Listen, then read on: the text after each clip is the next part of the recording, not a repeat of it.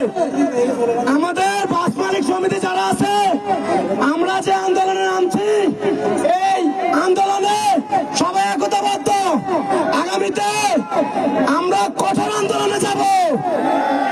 আমাদের বাস মালিক সমিতি, আমরা তাদেরকে হুঁশিয়ারি করে বলতে চাই, যদি আমাদের আন্দোলনের সাথে আপনারা একতা পোষণ করবেন, আমাদের যদি বিবেক না হয়, দল মত নির্বিশেষে আমরা কুমিল্লাতে আর থামবো না।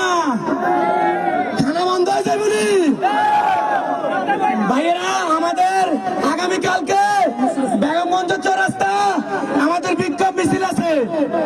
নোয়াখালী জেলা সমিতি, লক্ষ্মীপুর জেলা সমিতি, ফেনী জেলা সমিতি, 3 সমিতির সমন্বয়ে আমরা যে আন্দোলনে একত্রিত হয়েছি, ইনশাআল্লাহ আগামীকাল সকল উপজেলায় আমাদের প্রোগ্রাম আছে।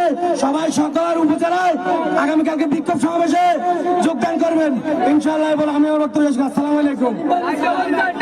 শুধু 1 মিনিট কথা বলবো।